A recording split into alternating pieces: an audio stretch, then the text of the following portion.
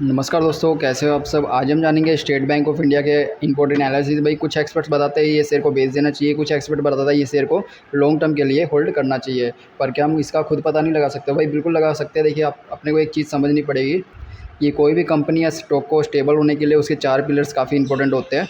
ठीक है, अगर ये 4 पिलर्स स्ट्रॉन्ग है तो वही जो ये स्टॉक है काफ़ी तेज़ी से ऊपर जाएगा आने वाले समय में।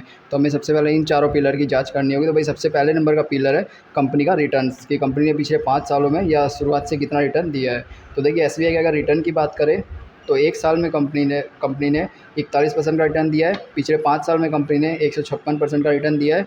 और जब से लिस्टिंग हुई है, यानी 2002 के टाइम में जो है कंपनी लिस्टिंग हुई थी शेयर मार्केट में, तब से कंपनी ने 3166% का रिटर्न अपने निवेशकों को दिया है, जो कि काफ़ी अच्छा रिटर्न कहा जा सकता है। तो जैसा कि हमने देखा भी, इसका एक पिलर तो स्ट्रॉन्ग है, जो कि एक अच्छा संकेत है निवेशकों के लिए। जो एसबीआई के निवेशक है उसके लिए एक अच्छा संकेत है। ठीक है, अभी हमें दूसरे पिलर की चेक करनी होगी, जो कि कंपनी की फाइनेंशियल रिपोर्ट, कि भाई कंपनी जो है प्रॉफिट और रेवेन्यू वगैरह कैसा क्या बना रही है। तो दोस्तों, अगर हम 2020 से देखते हैं, क्योंकि हमें 1-2 साल का नहीं देखेंगे, पीछे 5 साल का देखेंगे। अगर 2020 में देखें तो कंपनी के द्वारा जो है 3,68,010 करोड़ का रेवेन्यू बनाया जाता था, और नेट इनकम कंपनी की 19,767, यानी प्रॉफिट इतना बनता था। और अगर 5 सालों के बाद यानी 2024 में देखें तो कंपनी का जो रेवेन्यू है 3,68,000 से बढ़ के 5,94,000 हो चुका है। तो देखिए इसमें कितनी अच्छी और कितनी तेज़ी से बढ़ोतरी देखने मिली है। और अगर कंपनी के नेट प्रॉफिट की बात करें तो वो भी काफ़ी अच्छा देखा जा सकता है। 19 लाख कंपनी जो है प्रॉफिट बनाती थी, 19,000 करोड़ 2020 में। अगर 2024 में देखें तो कंपनी का प्रॉफिट 19,000 करोड़ से बढ़ के 67,000 करोड़ हो चुका है। तो हमने देखा भाई कंपनी जो है रेवेन्यू भी अच्छा बना रही है, प्रॉफिट भी अच्छा बना रही है। तो कंपनी जो है फाइनेंशियल रूप से स्ट्रॉन्ग चलती हुई देखी जा सकती है, जिससे हम कह सकते हैं कंपनी का जो दूसरा पिलर है वो भी स्ट्रॉन्ग रहा हुआ है। तो हमें 2 पिलर तो स्ट्रॉन्ग मिल गए। अभी ये 2 चीज़ों को भी देखना पड़ेगा, क्योंकि अगर ये 2 पिलर स्ट्रॉन्ग है, अगर ये 2 पिलर स्ट्रॉन्ग नहीं होंगे तो वही कंपनी की स्टेबिलिटी बिगड़ जाएगी। तो चलिए फिर इन दोनों पिलर को भी देख लेते हैं। तो तीसरे नंबर का पिलर है भाई कंपनी के एसेट्स, यानी जो कंपनी के संपत्ति होती है वो। तो अगर 2019 में देखें तो कंपनी के पास जो है 42,05,696 करोड़ की संपत्ति हुआ करती थी। और अगर 5 सालों के बाद यानी 2023 में देखें तो कंपनी की संपत्ति 42 लाख से बढ़ के 67 लाख हो चुकी है। ठीक है, तो हमने देखा भाई कितनी अच्छी इसमें भी तेज़ी से बढ़ोतरी देखने मिली है। कंपनी की संपत्ति की वैल्यू में काफ़ी अच्छी बढ़ोतरी देखने मिल सकती है पिछले 5 सालों में, और उससे पहले भी कंपनी की संपत्ति लगातार बढ़ रही है।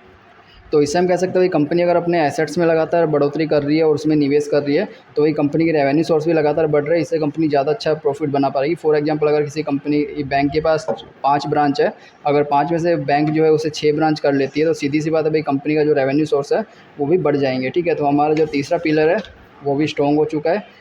तो अच्छी बात है भाई, हमारे तीनों पिलर स्ट्रॉन्ग रहे हुए हैं। पर अभी चौथा पिलर भी देखना ज़रूरी है, क्योंकि इससे भी तीनों पिलर पर काफ़ी बड़ा फ़र्क पड़ सकता है। तो चौथा पिलर क्या है भाई? चौथा पिलर जो है काफ़ी इंपॉर्टेंट चीज़ है, जो कि है कंपनी का शेयर होल्डिंग पैटर्न, कि कंपनी में कौन कौन से इन्वेस्टर रहे हुए हैं। ये काफ़ी इंपॉर्टेंट होता है। तो देखिए, सबसे पहले है टोटल प्रमोटर होल्डिंग, यानी कंपनी के द्वारा की गई होल्डिंग। कंपनी ने अपने शेयर की 56% की होल्डिंग अपने पास रखी हुई है, जिसमें से कंपनी ने इस होल्डिंग में से कोई भी शेयर को बैंक में गिरवी नहीं रखा। ये शेयर पूरी तरह से कंपनी के पास रहे हुए हैं, जो कि एक अच्छा संकेत है। उसके बाद है म्यूचुअल फंड के द्वारा कंपनी में 11% की होल्डिंग की गई है, ये भी एक अच्छा संकेत है। अदर डोमेस्टिक इंस्टीट्यूशन, जो भारत के बड़े इन्वेस्टर हैं, उनके द्वारा 12.35% की होल्डिंग की गई है, ये भी एक अच्छा संकेत है। उसके बाद आता है विदेशी इन्वेस्टर कंपनी में 11% रहे हुए हैं, ये भी एक अच्छा संकेत है। रिटेल इन्वेस्टर कंपनी में 8.69% रहे हुए हैं, ये भी एक अच्छा संकेत है। दोस्तों, जैसा कि हमने देखा भाई कंपनी में जो है बड़े इन्वेस्टर काफ़ी अच्छी मात्रा में रहे हुए हैं, म्यूचुअल फंड भी अच्छी मात्रा में, विदेशी इन्वेस्टर भी अच्छी मात्रा में। तो इससे हम कह सकते हैं भाई कंपनी ने विदेशों में भी खुद को काफ़ी अच्छा एक्सपेंड कर लिया। और अगर इसमें बड़े इन्वेस्टर लगातार बढ़ते हुए देखे जा सकते हैं, तो कहा जा सकता है इसमें कुछ ना कुछ ऐसे भी कारण है बड़े, जो हम नहीं ढूंढ पा रहे, पर वो अच्छे कारण देखे जा सकते हैं। क्योंकि दोस्तों बड़े इन्वेस्टर काफ़ी बड़ी पैमाने पर इसके बारे में रिसर्च करते हैं, उसके बाद ही निवेश करते हैं। तो हमारा जो चौथा पिलर है वो भी स्ट्रॉन्ग देखा जा सकता है, मतलब कंपनी के चारों पिलर स्ट्रॉन्ग देखे जा सकते हैं। कंपनी काफ़ी अच्छी तरह से आगे बढ़ रही है। और ये तो भाई कहा जा सकता है कि भाई कंपनी में अगर आप इसमें निवेश करना चाहते हो तो लॉन्ग टर्म के लिए, तो ये अच्छा रिटर्न दे सकता है, और कंपनी में निवेश करने का ये बेहतर विकल्प हो सकता है। इस अगर हम नंबर ऑफ़ स्ट्रॉन्ग पिलर्स की बात करें तो वही चारों पिलर स्ट्रॉन्ग है, और नंबर ऑफ़ वीक पिलर्स की बात करें 0 पिलर जो है वीक देखे जा सकते हैं। ठीक है, तो दोस्तों इसके अलावा अगर आपने अभी तक चैनल को सब्सक्राइब नहीं किया तो भाई चैनल को सब्सक्राइब कर ले, ताकि आपको नई नई अपडेट मिलती रहे। और आपको कैसी लगी वीडियो हमें कमेंट जरूर करें, वीडियो को लाइक करें। तो चलिए मिलते हैं नेक्स्ट वीडियो में।